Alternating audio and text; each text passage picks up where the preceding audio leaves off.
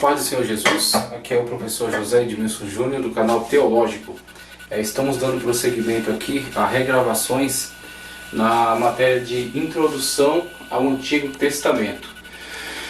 Fizemos regravações de aulas que já estavam disponíveis, só que tinha uma qualidade um tanto inferior, e vamos agora fazer o encerramento de todo esse processo aí de melhoria desse material com uma nova aula que é encerramento da matéria de introdução ao Antigo Testamento com fechamento do cânon do Antigo Testamento, ok? Então ela é fechamento do cânon veterotestamentário. Fechamento do cânon veterotestamentário. E somente para informar, depois daquele vídeo que eu já gravei em teontologia, nós informamos que já estamos em 2143 inscritos. Isso graças a Deus e a participação de vocês, o empenho. Continuem compartilhando, continuem divulgando o canal, para que esse canal possa crescer e alcançar cada vez mais pessoas possam estar sendo auxiliadas com o conhecimento das Sagradas Escrituras. Então vamos dar início já à aula de fechamento do cânon veterotestamentário, informando acerca dos livros que compõem o Antigo Testamento. Estamos aqui adotando para esta lógica aqui da aula o cânon conforme está disposto na Bíblia hebraica, ok? Ou a chamada Tanakh, tá? Então temos aqui a Tanakh, ok? A Bíblia hebraica, Torá, Nevi'im e Ketuvim. Então as três seções que se destacam aqui na Bíblia hebraica, tá? Torá, Nevi'im e Ketuvim, ok? Os escritos de Moisés, certo? Os 5 livros que compõem o Pentateuco, né? Conhecemos por Pentateuco. O Nevi'im, os profetas anteriores e posteriores, e o Ketuvim, também conhecido como os escritos, o que forma um cânon na Bíblia hebraica de 24 livros.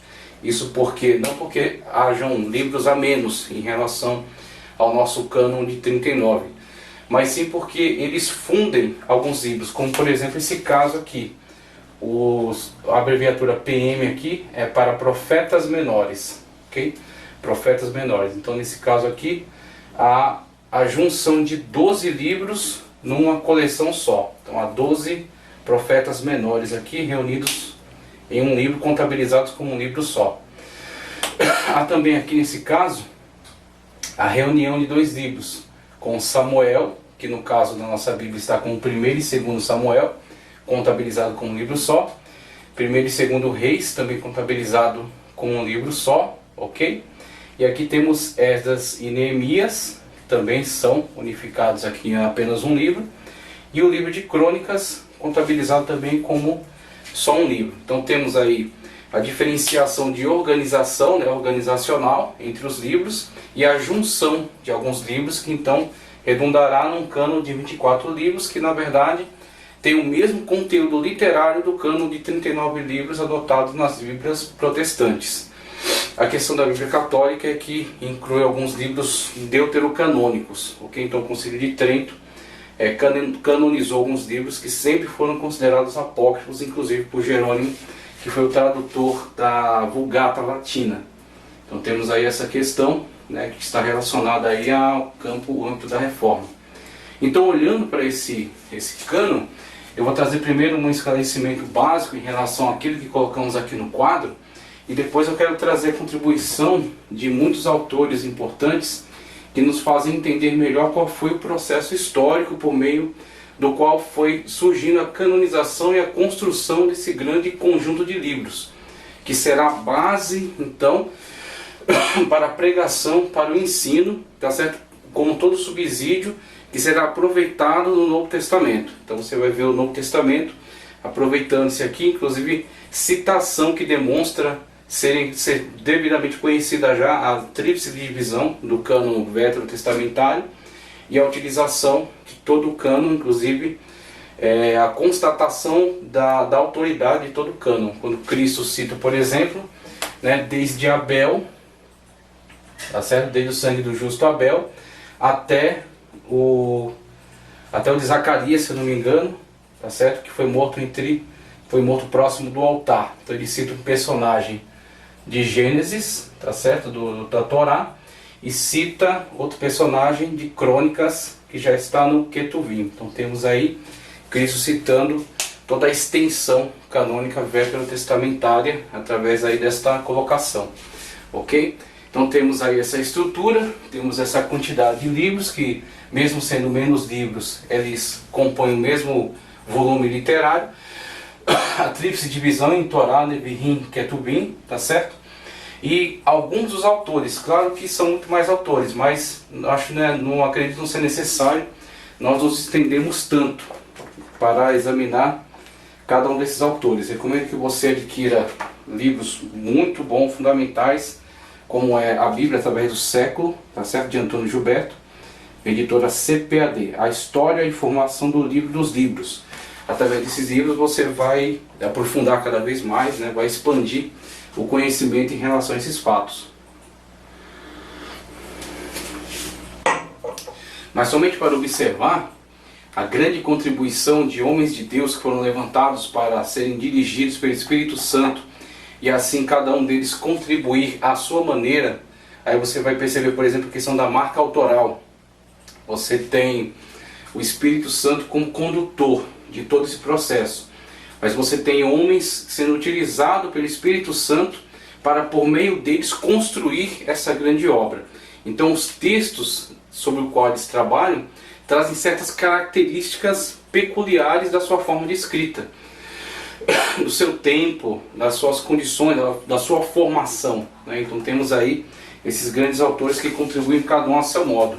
Então temos aí, a partir de Moisés, em 1491 a.C., quando começa o trabalho de confecção dos livros que serão incluídos como a Torá, que é na verdade a principal estrutura canônica do Antigo Testamento, porque é a partir dela que você vai ver o desenvolvimento de todos os demais escritos, e ela vai ser como que o cânon por excelência. A palavra cânon, vara de medir. Então a medida da Torá vai ser a medida por excelência de tudo aquilo que é canônico em relação a todos os demais escritos do Antigo Testamento. Então se algum entra em conflito com termos da Torá, com leis presentes na Torá, tá certo? Com narrativas, né, colocadas ali, ele de antemão já é considerado um livro apócrifo, ele não será aceito, ele será rejeitado automaticamente. Então temos o começo dessa grande obra com Moisés. Eu trago aqui uma contribuição de Antônio Gilberto, que vai nos falar um pouco acerca desses grandes personagens ao longo da história. Primeiramente com Moisés, ele diz o seguinte: Moisés, cerca de 1491 a.C., começou a escrever o Pentateuco, concluindo-o por volta de 1451 a.C. Números 33, 2. Números capítulo 33, versículo 2. Mais textos relacionados com Moisés e sua escrita do Pentateuco: Êxodo 17, 14, 24, 4 e 7, 34, 27. As partes do Pentateuco anteriores a Moisés, como o relato da criação, todo o livro de Gênesis e parte de Êxodo, ele escreveu ou lançando mão de fontes existentes, ver 2:4 e também 5:1, ou por revelação divina. E aí tem a interação dessas duas possibilidades, né? Tanto a questão do aproveitamento de fontes já presentes, inclusive a crítica textual, ela desacreditava essa afirmação de que em época tão antiga na história houvesse tido início um trabalho tão extraordinário. Só que quando a arqueologia foi desenterrando textos anteriores a Moisés e que também traziam um nível excelente, um nível complexo de construção, as cartas de Tel Amarna, a lei de Ur-Namur, lei de Hammurabi, a biblioteca de Ebla, tá certo? Então, biblioteca de Mari. Então, como eles conseguiram trazer à luz esse material e traduzir o cuneiforme, traduzir o hierógrafo, né, a pedra de Roseta com Champollion, eles viram que o mundo antigo, na verdade, não era tão arcaico quanto eles entendiam.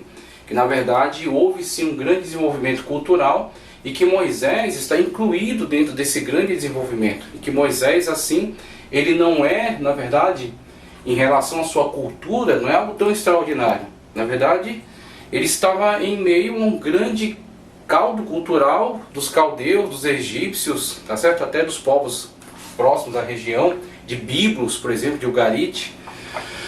Então não era tão estranho Moisés ter toda essa habilidade, ter toda essa competência.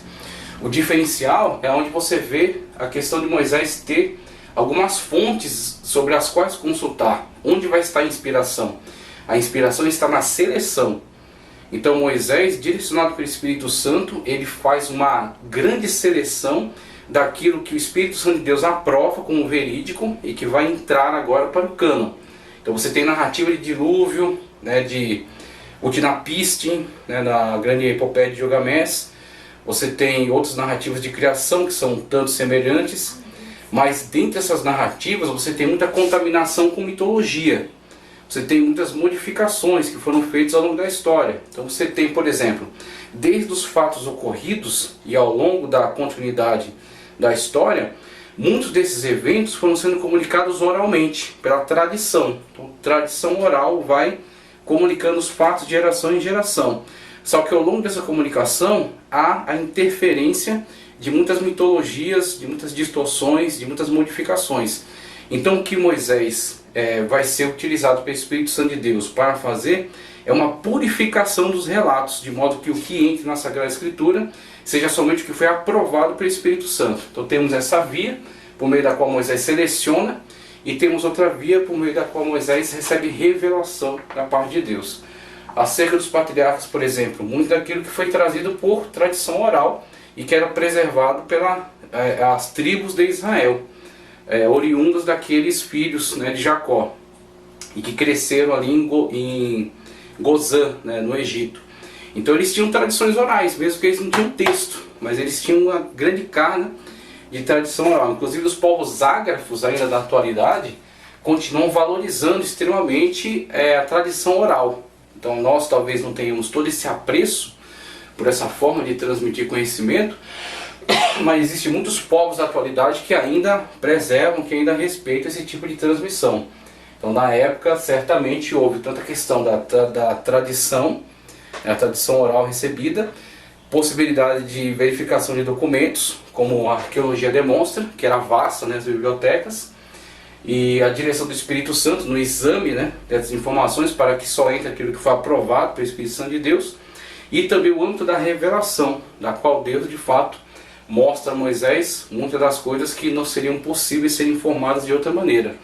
Inclusive até o ato criador, né, quando Deus criou todas as coisas. No princípio criou Deus os céus e a terra sem forma vazia, e havia água sobre a face do abismo, e por aí vai, toda aquela descrição. Certamente isso não chegaria de forma tradicional pela comunicação da oralidade, então não estavam presentes ali. Mas Deus mesmo revelou a Moisés como foi o ato criador, e outras informações podem ter chegado por via da tradição. Mas aí passando de Moisés, que é o grande autor, que é o grande personagem do Antigo Testamento, sem dúvida alguma Moisés é o grande personagem do Antigo Testamento, então abaixo apenas do nosso Senhor e Salvador Jesus Cristo, mas como figura central do Antigo Testamento e como cânon máximo, né, a Torá, para toda essa estrutura veterotestamentária, passando dele vemos aí outros grandes contribuintes, como por exemplo Josué.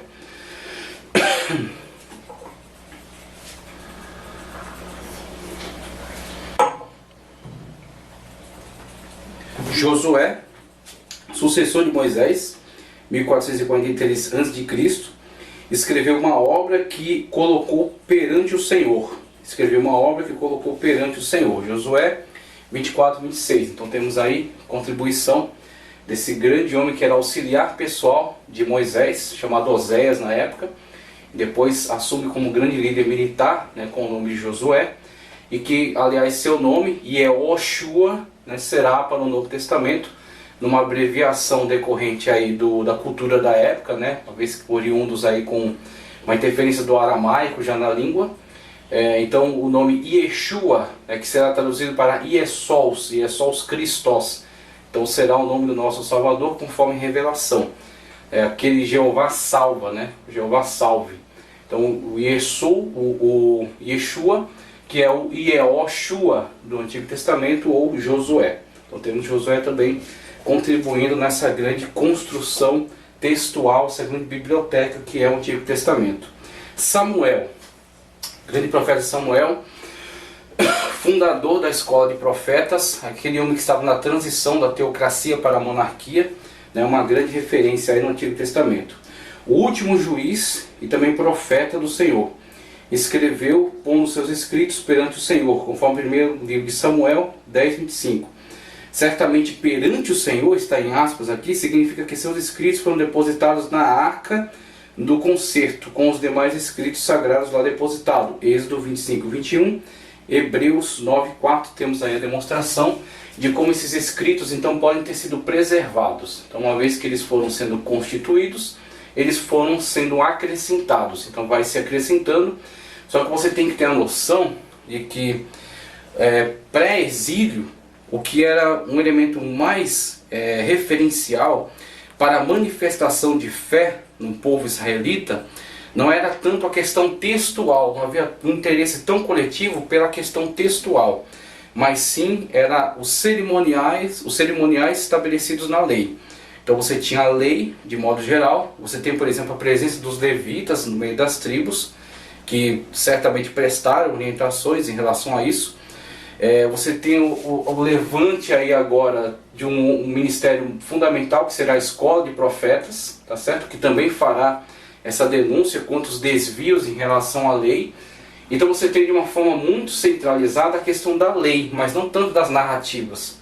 Então a lei é fundamental e você tem toda uma tentativa de preservação da lei, para que o povo não saísse dela. Você tem as práticas dos cerimoniais que ali estavam estabelecidos, né? Todo o calendário de festas que cobria todo um ano. Então você tinha as festas aí que iam sendo celebradas, os sacrifícios que eram prestados e a manutenção da aliança, enquanto o povo não se prostituísse com a adoração de outros deuses. Aí você tem a denúncia dos profetas contra esses desvios, contra esse enfraquecimento da fé, onde quer que ele se manifestasse. Mas em relação ao texto, você não tem um interesse manifesto por parte do povo. Então o texto vai sendo produzido, você tem aí Moisés, você tem Josué, você tem Samuel, você tem outros copistas, então citam Jasher, citam livros das guerras do Senhor, citam o profeta Semaías. Então eu falei até algumas leituras aqui, que demonstrará que houveram outras contribuições que, pela análise dirigida pelo Espírito Santo de Deus, compuseram então esta coletânea e foram sendo acrescidos a esses livros que ali estavam, sendo então reservados como cânon. E aí você terá, com a situação do exílio, uma vez que o templo foi destruído, uma vez que os cerimoniais foram interrompidos, uma vez que eles estão fora da terra, o que lhes resta como elemento agregador de sua fé? Aí você vai ver o surgimento de alguns locais reservados à oração, tá certo? A oração pedindo o fim do cativeiro, e principalmente a prática de estudar, de ler os livros sagrados. Aí você vai ter uma tentativa de preservação da cultura, né? Da língua, tá certo?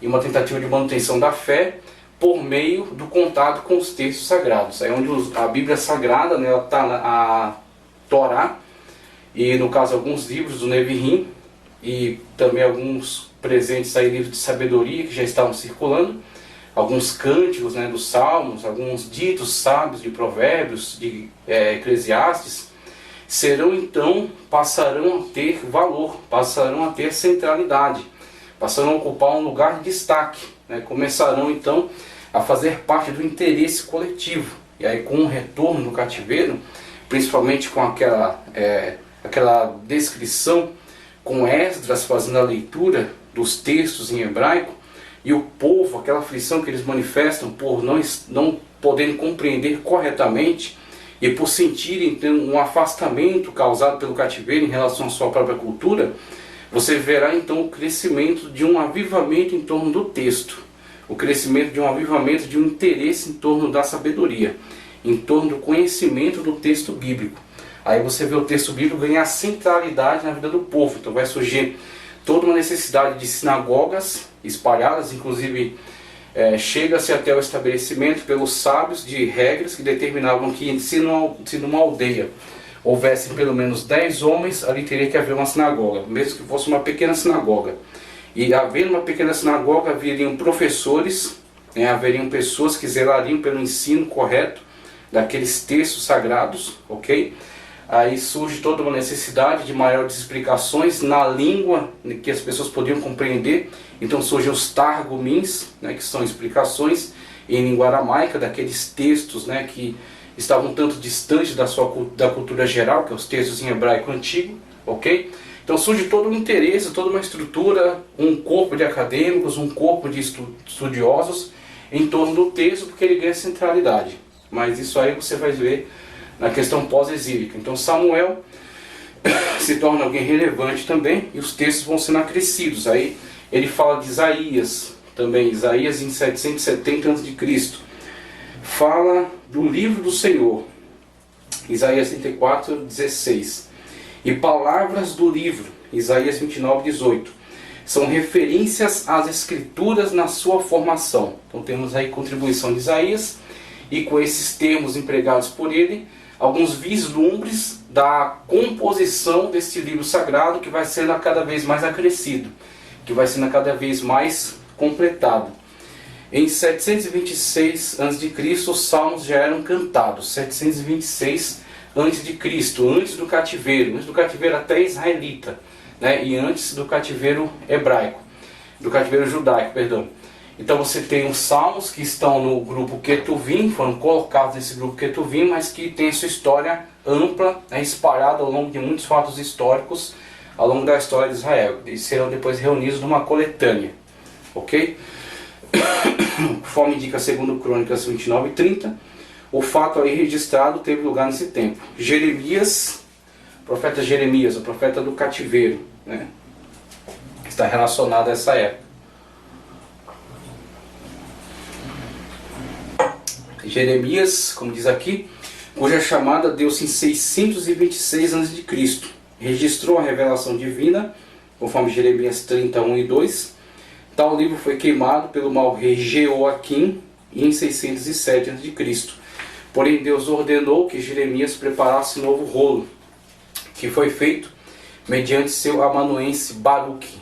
Temos aí Jeremias 36, 1, também o 2, o 28, o 32 e também o 45, 1.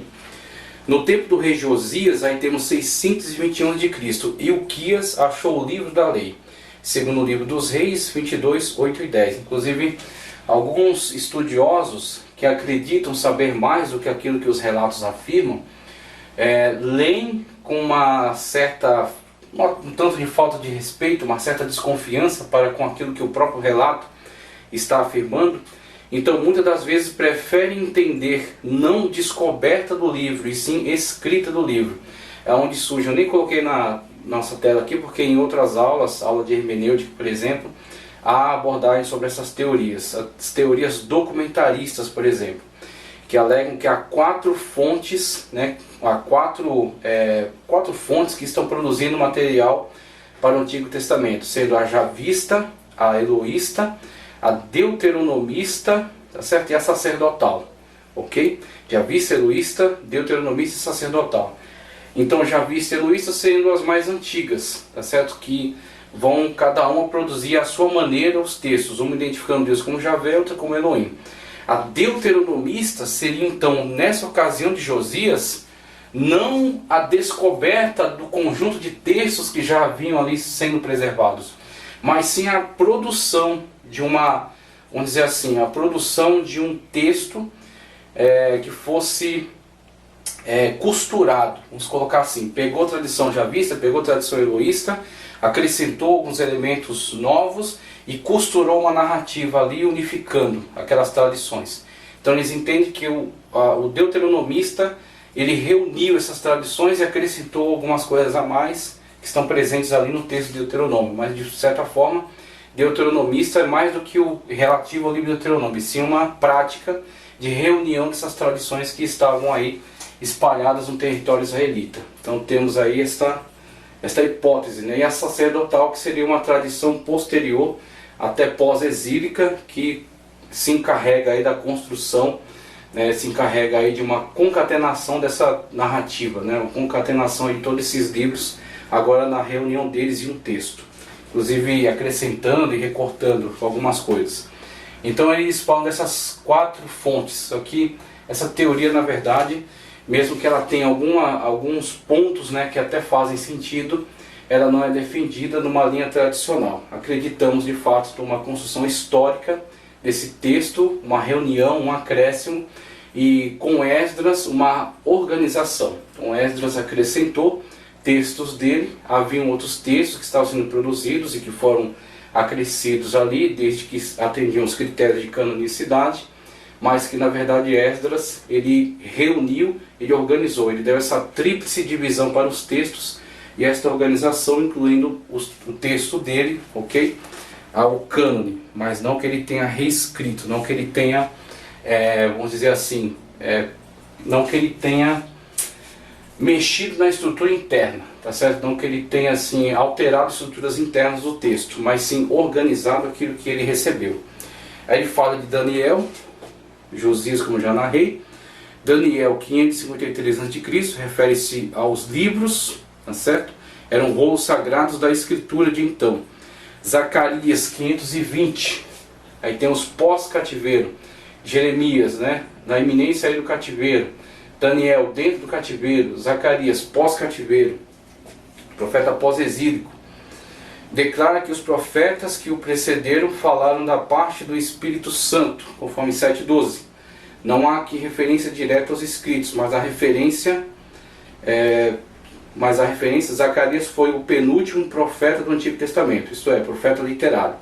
Aí temos Neemias, aí temos pós-exílio, e a organização, tá certo, de toda essa estrutura aqui. Com Neemias temos a grande contribuição da descoberta das genealogias, o que vai ser um ponto de divisão entre aqueles que farão parte desse grande processo de reconstrução das muralhas, do templo, reestruturação da nação judaica, reinício do culto, ok? E com Esdras temos a organização literária e a questão esse ensino, né, a divulgação dessa cultura para o povo, né, a reestruturação do povo culturalmente, tá ok?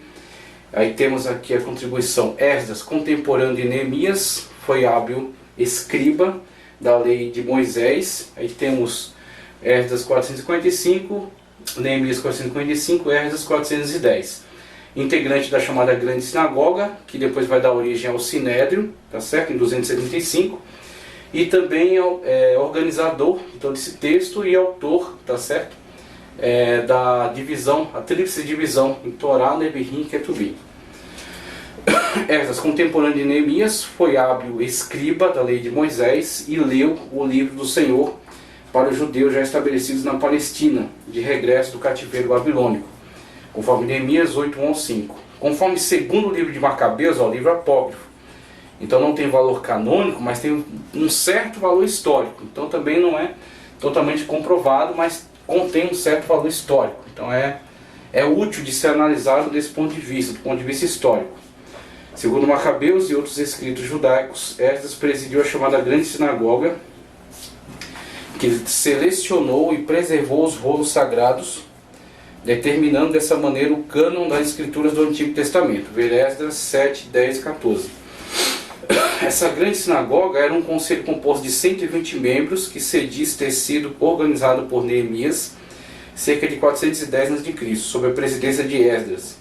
Foi essa entidade que reorganizou a vida religiosa nacional dos repatriados e mais tarde deu origem ao Sinédrio, cerca de 275 a.C. A Esdras é atribuída a tríplice divisão do cânon já estudada. Foi nesse tempo, isto é, no tempo de Esdras, que os samaritanos foram expulsos da comunidade judaica, conforme Neemias 13, levando consigo o Pentateuco, que é até hoje a Bíblia dos samaritanos. Aí temos o Pentateuco samaritano. Vamos ver aqui algumas informações relevantes em relação ao Pentateuco samaritano. Isto prova que o Pentateuco era escrito canônico, ok? Então temos aí tantas evidências, inclusive essa, né?